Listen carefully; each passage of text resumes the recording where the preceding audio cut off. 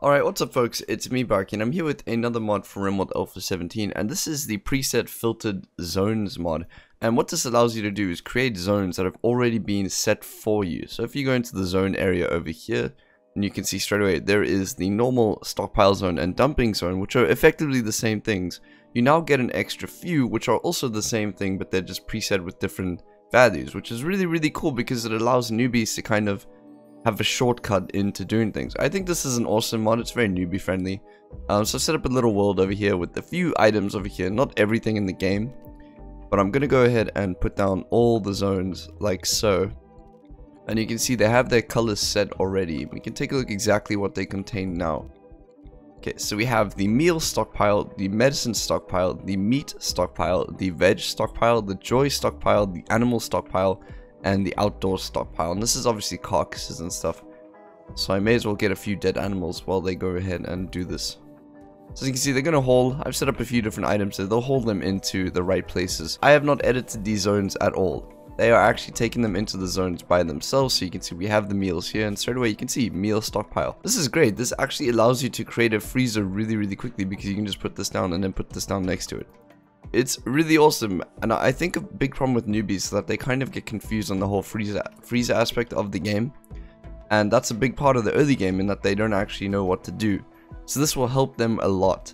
I can see this being a huge draw for a lot of people, and I can see already that the mod has almost 5,000 people subscribed to it, which is just absolutely insane. That's like 5,000 people. It'll probably be more when you see this video, but as of right now, that's a huge number.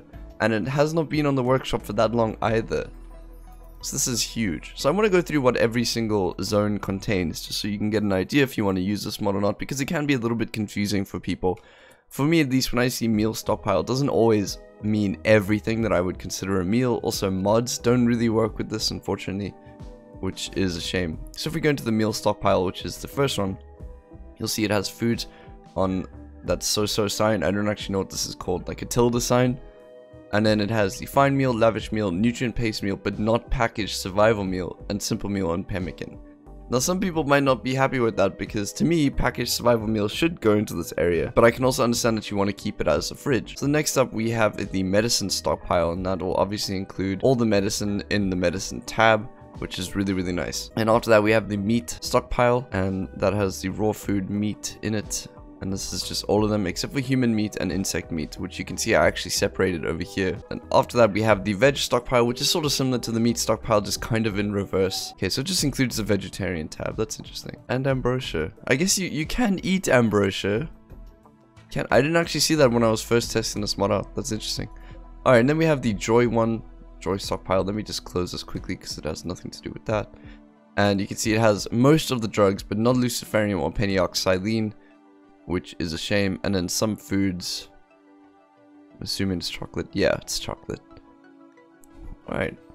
After that we have the animal stockpile, which is corpses. It does not allow rotten, so this is great. This is good for freezers, I think. If you would have a freezer, it would go somewhat similar to this. It would have, let's just say, meals, meat, and then animals next to it. And the meat would probably be whichever one you're in, like the world that you're in would probably be the biggest one, I would say. You'd probably space this up, but I'd say this is a decent sized fridge, and then you can kind of extend this. So, and then obviously none of these are actually set, so you can actually just change any of these as you please. It's the same thing with dumping zones.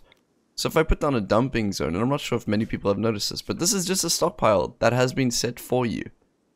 That's pretty much it. It's just another stockpile. In fact, you can change this completely and make it into a stockpile of whatever you want. It's just the name and the preset stuff. So this is just a copy of that effectively. And then finally we have the outdoor stockpile. Now this one is really interesting because this is anything that does not deteriorate outside. So you can actually put this outside and nothing will deteriorate because it doesn't have HP. As you can see, steel does not have HP. You cannot lose steel to deterioration. Now this is probably my favorite part of the whole mod, because this is important because it will actually show newbie players what you can and can't keep outside. And obviously storage is a huge issue in the game. Storage is a massive issue, especially late game, which is why so many people use Stack XL. Like you can probably see I'm using Stack XL in this video. Like how else would you get 300 simple meals on top of each other? So storage is a massive deal. So having the ability to make an outdoor storage pile which does not deteriorate is a pretty massive deal, because even I don't know them off by heart. So if this mod helps with that, then that's great. And after that, you just need to know that they are important, set to important, so they will go above the usual stockpile. As you can see, the normal stockpile and dumping zone. Let's just put these down. The normal stockpile is normal, and the dumping zone is normal as well. So you can just get an idea that these will always go above that.